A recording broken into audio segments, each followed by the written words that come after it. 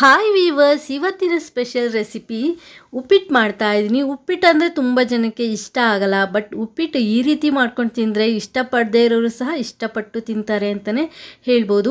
ಅವರೆಕಾಳು ಸೀಸನ್ ಆಗಿರೋದ್ರಿಂದ ನಾನಿವತ್ತು ಅವರೆಕಾಳನ್ನು ಸೇರಿಸ್ಕೊಂಡು ಸಾಫ್ಟಾಗಿರುವಂತಹ ಮೃದುವಾಗಿರುವಂತಹ ಉಪ್ಪಿಟ್ಟು ರೆಸಿಪಿನ ಶೇರ್ ಮಾಡ್ಕೊಳ್ತಾ ಇದ್ದೀನಿ. ಕರುನಾಡ ಕೈ ರುಚಿ ಕ್ರಿಯೇಷನ್ಸ್ಗೆ ಸ್ವಾಗತ. ಈಗ ಹೇಗೆ ಮಾಡೋದು ಅಂತ ನೋಡೋಣ. ನಾನಿಲ್ಲಿ 1 ಕಪ್ ಆಗೋಷ್ಟು ಸಣ್ಣ ರವೆಯನ್ನು ತೆಗೆದುಕೊಂಡಿದ್ದೀನಿ. ಸಣ್ಣ ರವೆ ಅಥವಾ ಬಾಂಬೆ ರವೆಯನ್ನು ತೆಗೆದುಕೊಂಡಿದ್ದೀನಿ. ಅದಕ್ಕೆ 1 ಚಮಚ ಎಣ್ಣೆಯನ್ನು ಸೇರಿಸ್ಕೊಂಡು ರವೆಯನ್ನು ಮೀಡಿಯಮ್ ಟು ಹೈ ಫ್ಲೇಮಲ್ಲಿ ಇಟ್ಕೊಂಡು ಹುರ್ಕೊಳ್ತಾ ಇದ್ದೀನಿ. ಒಂದು 6 ರಿಂದ 7 ನಿಮಿಷಗಳ ಕಾಲ ರವೆಯನ್ನು ಚೆನ್ನಾಗಿ ಹುರ್ಕೊಳ್ಳಿ. ರವೆಯನ್ನು ಎಷ್ಟು ಚೆನ್ನಾಗಿ ಹುರ್ಕೊಳ್ತೀರಾ ಉಪ್ಪಿಟ್ಟು ಅನ್ನೋದು ಅಷ್ಟೇ ಸಾಫ್ಟಾಗಿ ಅಷ್ಟೇ ಚೆನ್ನಾಗಿ ಬರುತ್ತೆ. ಹೊಸದಾಗಿ ಯಾರೆಲ್ಲ ನಮ್ಮ ಚಾನಲ್ ನೋಡ್ತಾ ಇದ್ದೀರಾ, ನಮ್ಮ ಚಾನಲ್ನ ಸಬ್ಸ್ಕ್ರೈಬ್ ಮಾಡ್ಕೊಂಡು ನೋಡಿ. ವಿಡಿಯೋ ಇಷ್ಟ ಆದರೆ ಒಂದು ಲೈಕ್ ಕೊಡಿ. ಹಾಗೆ ನಿಮ್ಮ ಫ್ಯಾಮಿಲಿ ಫ್ರೆಂಡ್ಸ್ಗೂ ಸಹ ವಿಡಿಯೋನ ಶೇರ್ ಮಾಡ್ಕೊಳ್ಳಿ. ನೋಡಿ, ಈ ರೀತಿ ರವೆನ ಚೆನ್ನಾಗಿ ಹುರ್ಕೋಬೇಕು. ಬಣ್ಣ ಚೇಂಜ್ ಆಗುತ್ತೆ ಲೈಟಾಗಿ. ಹಾಗೆ ರವೆ ಒಂದು ಸ್ವಲ್ಪ ಉಬ್ದಂಗೆ ಆಗುತ್ತೆ, ಅಲ್ಲಿವರೆಗೂ ಹುರಿದ್ಬಿಟ್ಟು ಎತ್ತಿಟ್ಕೊಳ್ಳಿ. ಸ್ಟವ್ ಮೇಲೆ ಇನ್ನೊಂದು ಪ್ಯಾನನ್ನು ಇಟ್ಕೊಂಡು 1 ರಿಂದ 3 ಚಮಚ ಆಗೋಷ್ಟು ಎಣ್ಣೆಯನ್ನು ಸೇರಿಸ್ಕೊಳ್ತಾ ಇದ್ದೀನಿ.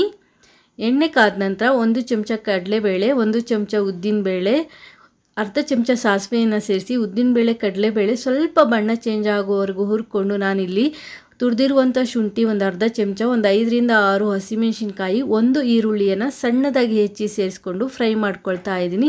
ಹಾಗೆ ನಾನಿಲ್ಲಿ ಕರಿಬೇವನ್ನು ಸಹ ಸಣ್ಣದಾಗಿ ಹೆಚ್ಚಿ ಸೇರಿಸಿ ಅದನ್ನು ಸಹ ಫ್ರೈ ಮಾಡ್ಕೊಳ್ತಾ ಇದ್ದೀನಿ. ಈರುಳ್ಳಿ ಸ್ವಲ್ಪ ಟ್ರಾನ್ಸ್ಪರೆಂಟ್ ಆಗಬೇಕು, ಅಲ್ಲಿವರೆಗೂ ಚೆನ್ನಾಗಿ ಫ್ರೈ ಮಾಡ್ಕೊಳ್ಳಿ. ನಂತರ ನಾನಿಲ್ಲಿ 1 ಹಿಡಿ ಆಗೋಷ್ಟು ಮೆಂತ್ಯ ಸೊಪ್ಪನ್ನು ಸೇರಿಸ್ಕೊಳ್ತಾ ಇದ್ದೀನಿ. ನೀವಿಲ್ಲಿ ಮೆಂತ್ಯ ಸೊಪ್ಪು ಅಥವಾ ಸಬ್ಸಿಗೆ ಸೊಪ್ಪು ಯಾವುದಾದ್ರೂ ಸೇರಿಸ್ಕೋಬೋದು. ಸೊಪ್ಪಿದ್ದರೆ ಸೇರಿಸಿ, ಇಲ್ಲಾಂದರೆ ಸ್ಕಿಪ್ ಮಾಡಿ. ಹಾಗೆ ನಾನಿಲ್ಲಿ ತರಕಾರಿಗಳನ್ನ ಸೇರಿಸ್ಕೊಳ್ತಾ ಇದ್ದೀನಿ. ನಿಮಗೆ ಇಷ್ಟದ ತರಕಾರಿ ಯಾವುದಿರುತ್ತೆ ಆ ತರಕಾರಿಗಳನ್ನ ನೀವಿಲ್ಲಿ ಸೇರಿಸ್ಕೋಬೋದು. ನಾನಿಲ್ಲಿ ಕ್ಯಾರೆಟು, ಬೀನ್ಸು, ನವಿಲುಕೋಸು ಹಾಗೆ ಅವರೆಕಾಳನ್ನು ಬೇಯಿಸಿ ತೆಗೆದುಕೊಂಡಿದ್ದೀನಿ. ನಾನು ಸ್ವಲ್ಪ ಅವರೆಕಾಳನ್ನ ಜಾಸ್ತಿ ತೆಗೆದುಕೊಂಡಿದ್ದೀನಿ. 1 ಜಾಮೂನ್ ಕಪ್ಪಲ್ಲಿ 1 ಕಪ್ ಆಗೋಷ್ಟು ಅವರೆಕಾಳನ್ನ ಸೇರಿಸ್ಬಿಟ್ಟು ಚೆನ್ನಾಗಿ ಫ್ರೈ ಮಾಡಿ ಲಿಡ್ ಕವರ್ ಮಾಡಿ ಬೇಯಿಸ್ಕೊಂಡಿದ್ದೀನಿ. ಲಿಡ್ ಕವರ್ ಮಾಡಿ 1 ರಿಂದ 3 ನಿಮಿಷಗಳ ಕಾಲ ತರಕಾರಿಗಳನ್ನ ಚೆನ್ನಾಗಿ ಫ್ರೈ ಮಾಡ್ಕೊಳ್ಳಿ. ನಂತರ ನಾನಿಲ್ಲಿ 1 ದಪ್ಪ ಟೊಮೆಟೊನ ಸಣ್ಣದಾಗಿ ಹೆಚ್ಚಿ ಸೇರಿಸ್ಕೊಂಡು ಚೆನ್ನಾಗಿ ಮಿಕ್ಸ್ ಮಾಡ್ಕೊಳ್ತಾ ಇದ್ದೀನಿ. ನಾನಿಲ್ಲಿ ಆಪಲ್ ಟೊಮೆಟೊನ ತೆಗೆದುಕೊಂಡಿದ್ದೀನಿ. ನೀವು ಯಾವ ರೀತಿ ಟೊಮೆಟೊ ಮನೇಲಿರುತ್ತೆ ಅದನ್ನ ನೋಡಿಕೊಂಡು ತೆಗೆದುಕೊಳ್ಳಿ.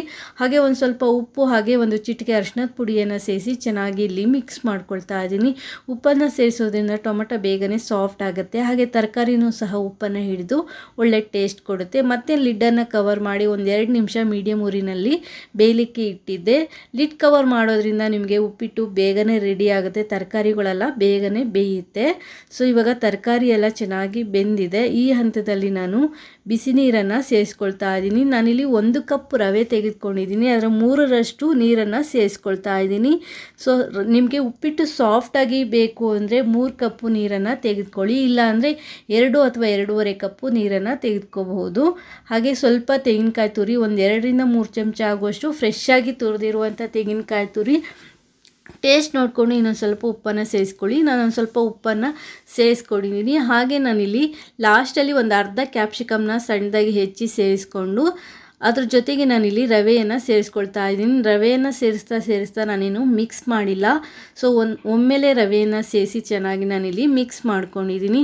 ಸೊ ರವೆಯನ್ನು ಎಣ್ಣೆ ಹಾಕಿ ಹುರ್ಕೊಂಡಿರೋದ್ರಿಂದ ನಾವು ಸೇರಿಸ್ಬೇಕಾದ್ರೆ ಮಿಕ್ಸ್ ಮಾಡಬೇಕು ಅಂತಲ್ಲ, ಒಂದೇ ಸಲ ರವೆಯನ್ನು ಸೇರಿಸಿ ಚೆನ್ನಾಗಿ ಮಿಕ್ಸ್ ಮಾಡಿ ಲಿಡ್ ಕವರ್ ಮಾಡಿ 1-2 ನಿಮಿಷ ಬಿಟ್ಟು ಮೀಡಿಯಮ್ ಟು ಲೋ ಫ್ಲೇಮಲ್ಲೇ ಬಿಡಬೇಕಾಗುತ್ತೆ. ಲೋ ಫ್ಲೇಮಲ್ಲಿ 2 ನಿಮಿಷ ಬಿಟ್ಟು ನಂತರ ಲಿಡ್ ಓಪನ್ ಮಾಡಿ ಒಮ್ಮೆ ಮಿಕ್ಸ್ ಮಾಡಿ ಮತ್ತೆ ನಾನಿಲ್ಲಿ ತುಪ್ಪ ಮತ್ತು ಕೊತ್ತಂಬರಿ ಸೊಪ್ಪನ್ನು ಸೇರಿಸ್ಕೊಳ್ತೀನಿ. ತುಪ್ಪ ಸೇರಿಸಿ ಹಾಗೆ ಲಿಡ್ ಕ್ಲೋಸ್ ಮಾಡಿ 1 ನಿಮಿಷ ಹಾಗೆ ಬಿಡ್ತೀನಿ.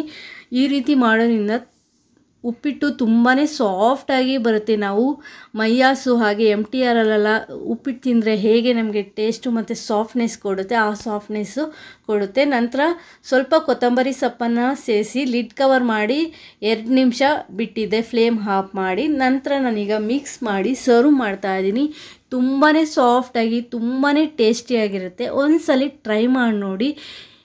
ತುಂಬಾ ಸಾಫ್ಟಾಗಿ ನಮಗೆ MTR ಮತ್ತು ಮೈಯಾಸ್ಗಳಲ್ಲಿ ಹೋಟೆಲ್ಗಳಲ್ಲಿ ತಿಂದಾಗ ಹೇಗೆ ಫೀಲ್ ಕೊಡುತ್ತೆ ಅದೇ ಟೇಸ್ಟ್ ಕೊಡುತ್ತೆ ಅಂತಲೇ ಹೇಳ್ಬೋದು. ಈ ರೆಸಿಪಿ ಇಷ್ಟ ಆದರೆ ನಿಮಗೆ ಪ್ಲೀಸ್ ಒಂದು ಲೈಕ್ ಕೊಡಿ. ಹೊಸದಾಗಿ ಚಾನಲ್ ನೋಡೋ ಸಬ್ಸ್ಕ್ರೈಬ್ ಮಾಡ್ಕೊಂಡು ನೋಡಿ. Thanks for watching this video.